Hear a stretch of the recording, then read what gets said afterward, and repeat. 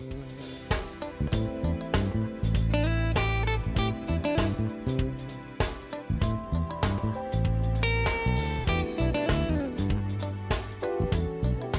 I'm Kenny Anderson, Director of Multicultural Affairs for the City of Huntsville, and welcome to Impact.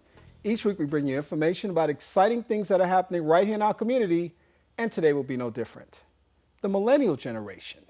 We hear so much talked about this group of individuals born between the years of 1980 and 2000.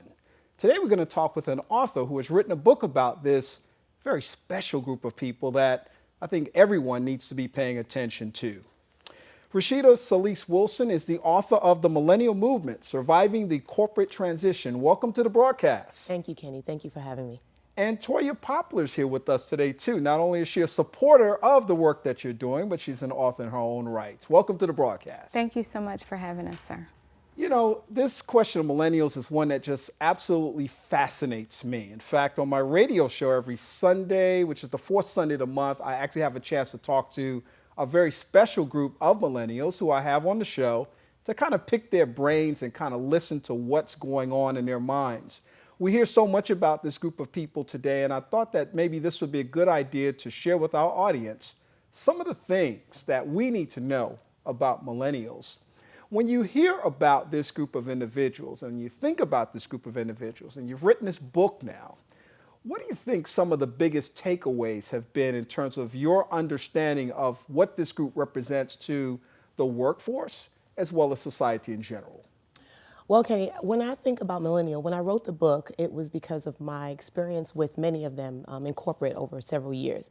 Unfortunately, many of them come in with no corporate sense, but a lot of book knowledge. And so I created this tool, if you will, so that they would know how to successfully transition. I think the challenge that we're facing when it comes to millennials is that we just don't understand them. And a lot of times we don't really take the time out to understand them. What do you think it is that we don't understand about them? Well, be honest with you, millennials right now, they are moving with the wave, for lack of a better term. I mean, technology is evolving, they're getting it quickly and they're moving with it. And so we have the posture oftentimes, Gen X, baby boomers, is we just can't deal with them. But what about them having to learn to deal with us and not wanting to adjust or acquiesce to the way that technology and the world is evolving. And so I think there's a need for mutual respect of territory and understanding that they're wired a certain way and so are we. And if we can marry those two worlds together, that we'd have some success. So boomers and Xers have something to learn from millennials, and millennials have something to learn from boomers and Xers. Yes. A whole lot more, you millennials, so listen to us boomers and Xers. But beside the point, I digress just a bit. Just take a little bit of license there. One of the things that fascinates me about this group, like you said, is their use of technology. They've grown up in a society where they've never known anything different. Is that a liability or an asset in terms of the transition from, say, school to work?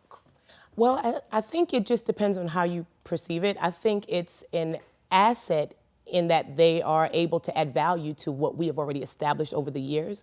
I think it's a liability if we don't come together and understand that what the value that they bring is important and how to properly ingratiate that into what we already have established. So it can be a win-win, but it can also be a bit of a challenge if we don't come together. I think that's the key. Okay, so I'm just going to put on the table real quick because I work with millennials, and a lot of them are I don't know what the word is, they're just really hooked on technology. They're connected on a consistent basis, consistently throughout the day. They're constantly on their phones, which are smart devices typically. They're constantly researching things online, playing video games and other kinds of processes and applications and experiences. And I wonder sometimes, can that be a distraction in terms of the work environment, where those perhaps skills or assets or tools are not managed in a way that fits the corporate mold? And I want to hear from you perhaps, because all work cultures are different.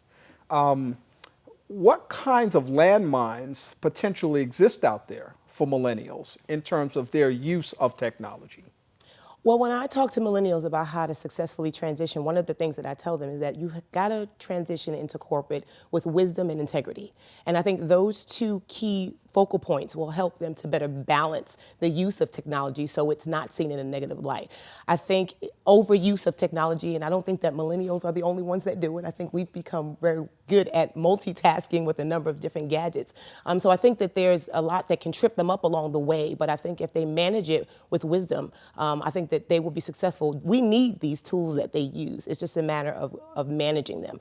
And then the other end of the spectrum, I think that as baby boomers and Gen X is that we don't take time to invest in mentoring them. Listen, this is a good tool. It's a very effective tool. It can help give us exposure. But we've got to learn how to manage our time effectively. These are things that we've learned over the years that it just takes too much time to spend with these baby boomers. I mean, these, millennials and getting them where they need to be. So we have expectations, but we don't always do our part in helping them to get there. Yeah, you talk about the management part. That seems to be really key to me because the management to me even begins before they get into the workforce. In fact, there are things that they may not be managing now that can prevent them from getting in the workforce. For example, their postings on social media, the kind of language that they may use in terms of, musical applications that they may use on their phones in terms of the voicemail messages and other kinds of things. Because I know I have made calls to people in professional relationships. And I was returning a call and I got a voice message, musical tone, a ringtone that I was like, whoa, hang on a second. Right.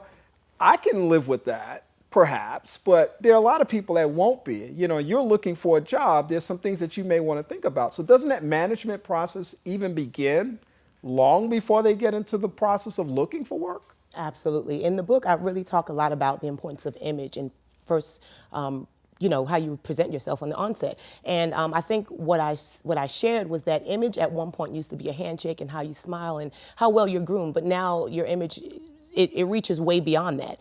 And got a digital footprint that could be everywhere doing Absolutely. Lots of different things. Absolutely. And employers having the HR background, I know that as employees, we often say, well, there should be no discrimination and we should be mindful, of how we kind of go through the process of hiring employees. But the reality is we will go to Facebook and we will go see if we want you to represent our brand. I mean, I don't think there's any harm in that. I think it's a sensible thing to do. And so I think young professionals need to know that everything can be dug up, read, looked at, that kind of thing. And once you post, yeah, that's it. It's eternal. Yeah, absolutely. A friend of mine was saying the other day, I was actually interviewing him in the radio studio that I work in, and he was saying how we were off the mic at the time, but he kind of looked back at the mic. He said, boy, I learned something many years ago. The mic is always on. Yeah. So, I knew it was off, but I kind of had to look at the board again to make sure it was off. But Right. He made a great point because we need to be mindful. There are cameras everywhere now. There are microphones everywhere now. And these things can kind of come back and haunt us. And I know, Toya, you have children today, and I'm almost certain that this is a conversation that you may have with them at some time or another with regards to their usage of these devices. What do you say to your kids? Well, a common recurring theme in our household is to not let your good be evil spoke of, and it's never too early to begin teaching that. So that's been instilled in my children since they were old enough to understand those words, and just them shunning the appearance of anything that would appear to be negative, and also them understanding that you become what you behold. So encouraging them to be very mindful what they put before their eyes and know that they can be guilty by association. It may not necessarily have been something they initiated, but if they're tagged in a post. So we spend a lot of time just helping them understand online etiquette, and thankfully they're really receptive. So our kids will actually come to us and ask us questions, or they'll tell us, I was at an event and friends were Snapchatting and I didn't want to be a part of it, so I just kind of excused myself. So they have creative ways of avoiding their good being evil spoke of, because that's just been ingrained in them since they were so young. Yeah. Do you have some hard and fast rules, perhaps, with regards to the use of technology in your home? Well, for our teenage daughters, they don't have smartphones. I think that omits a lot of potential chaos, especially in the lives of teenage girls. Our son is of driving age. He is a college freshman at UAH, and he does have a smartphone, but he has it for the purpose of being able to utilize the GPS technology. And he uses his smartphone technology very sensibly. He is somebody who can transmit and receive at the same time. So I rode with him recently, and I just marveled at what he was doing. It's something that would frighten me if perhaps my husband was doing it, but he was perfectly fine. And I think millennials are wired incredibly different. And so yeah, I would say that just in terms of our daughters, that's something that we don't want to open up right now. And they appreciate our rules, and I think they appreciate being able to be kids for as long as they possibly can. Yeah. Even our son, his statement to us was, if I have parents who have wisdom, then I need to glean as much as I can while I have access to you. So even though he's a millennial, I'm thankful that he just has an old soul and he seeks out wisdom. Yeah, and then of course life goes on, and then if we reach a point where we can look back in hindsight and realize that we really did know everything at age 17 and 18, and we can appreciate Yeah. the wisdom of wise parents who share that type of thing with us, because most of us have had that experience where we can look back on that. Rashida, I wanted to ask you this. You know, there's a lot of tension in the workforce today, I think, between the boomers, the Xers, and the millennials, because millennials come into the workforce wanting a lot of flexibility. They want to be able to come in not at 8 o'clock or 7 o'clock in the morning. They want to kind of come in when they need to come in or want to come in, maybe after they wake up in the morning, which could be, 9, 10, 11 in the afternoon. They want this, they have this, I call it kind of like a Google workplace mindset, where it's like, open workspace, lots of flexibility. Maybe you can work remotely from home from time to time.